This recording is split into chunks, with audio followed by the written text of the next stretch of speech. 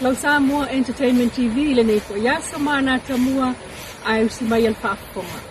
E tolua minista fo le ufatuina nei fai ngā malo le fas ato ai ma fesuia inga te tele i to finga minista alana kapeneta. E pe ona faala wilo le fionga le pale mia fia me Naomi mataafa i le feilo inga matustala i le fia nafi. O lea ua luasful lima nei masina talu ona pale mai le tatou fai ngā malo. Ia pe o taula lata fo i le o ngā tonu o le paia inga o lo whapea o na whanga solo. Ia wao fo i o na mata i tū i le anga i luma.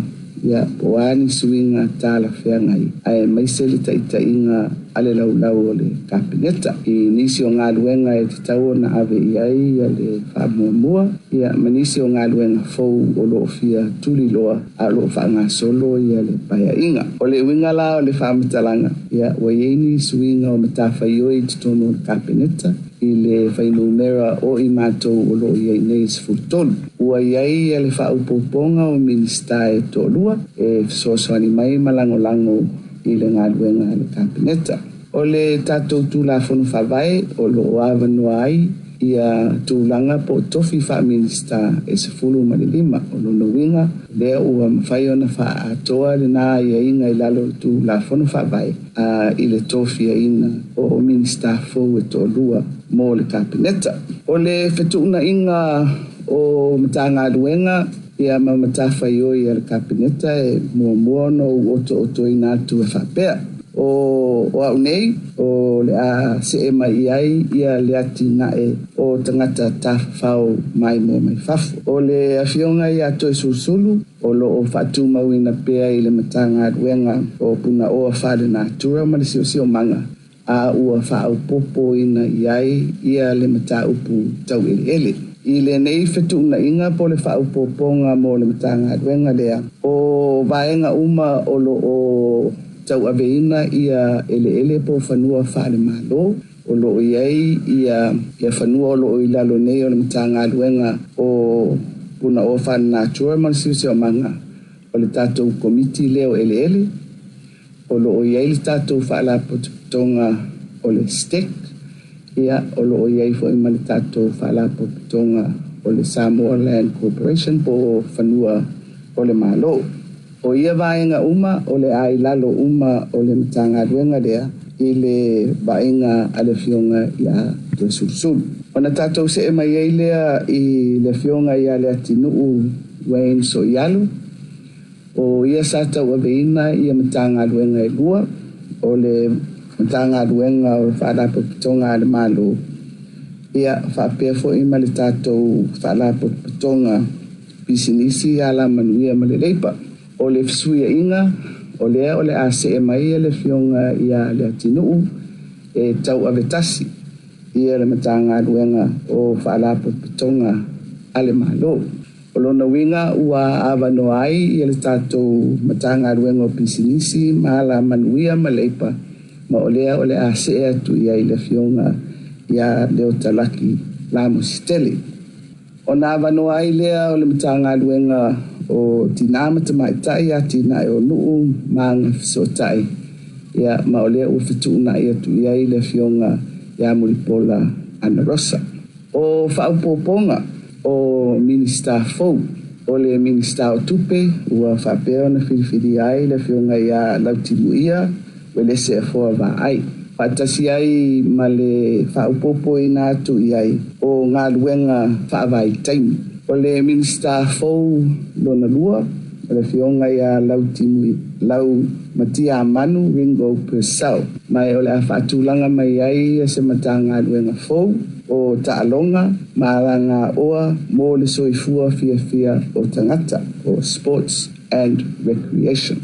Ia o le whaatulangana na ua iei nei, ia le tātou kapineta, i le whaiuina o le fono o le kapineta i le nei aso, ia ma wao na whasilisila. Ua se fulu lima i nei no fōr kapineta, e au fiai malimtanga ruenga fōu mō tā longa maranga oa mō se soifua fia o tangata.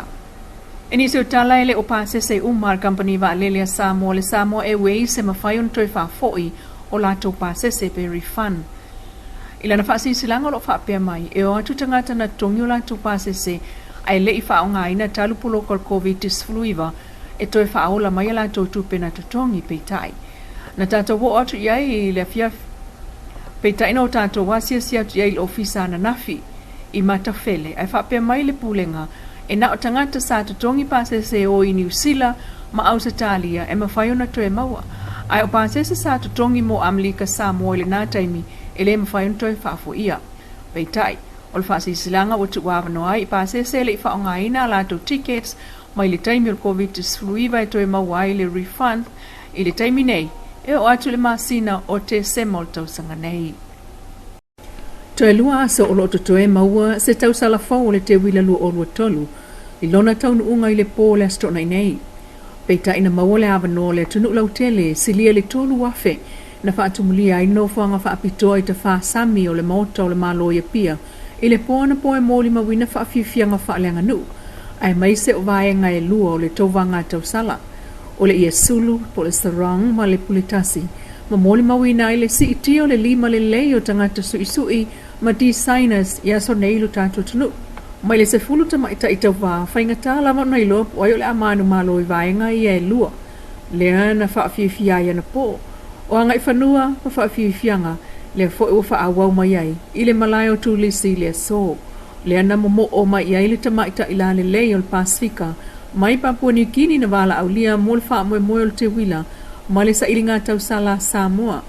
Le Miss Papua New Guinea Miss Pacific Josie Nicholas, le ufa pa angai nei ma le Miss Samoa tolu tau sanga a Samoa Miss Heilani Kurubu. A o alo atu le wha moe moe tele, o ta maita I tau wā Samoa I le stot nai, ina ua wha a valu ai le nei o masina talu na pale mai le Miss PNG le tau sala o le Pasifika. Ai o te wila mo na sasai le soe au fiai le suawai o le whaatau mawhai tangata umalava o lo oasia siane I le nu o tulisi o whaalinga o loa SS o ta longa mawhaafifianga I le fiafi ina ua whaase e toi nei le pulenga o tanga luenga o tulisi I le taita inga le fionga le tamaita I palamia fia me na o mimata afa le ai whaamalualo I al masina fo ki topa. O le whaatafa whao whaatama maulolo le manatu ali imwhai pule le fiu anga o whenga wa te tau na whaawau o na whinau I ai mo le lumanai. Wa anga e nei le fiu anga o whenga e whaamautua na le uma e pau mai o na tua oi. O le laastanga le o ne I ai I le nā whaamoe moe o le nuu o le sa ili ngā tupe mua mua e whaawau wai. E whai elestro na I nei le hola le whakasai tu tonu lava o whenga. I le na whaasisilanga whalawa I tele o le aso iwo se te masto na inei o le awhai ai le tausala I lunga upenga te whailangi. Po le tausala online mo le whaamautuina o ele uma o le neinu o whenga. E pau mai ona tua o e pe ona whaingoa ina o le whaatafa whao whatama maulolo. O wala auli ai e ali ima whaipule o whenga. Ana tama whanau uma e whaatasi le aso I tanu mawhili ma waito e lau. Whaamoe moe whaafiufi ai le penina o le tia whaulua ma le tama o Taylor sa ena. Mai le se fululua I le aoli le whaile fiafi I le hola le whakasa I e whenga. Samoa Entertainment TV ma na tamua I le nei fo I tula. Sa o poponga le asa tai au I le alofa o le tua I whasoifua ia.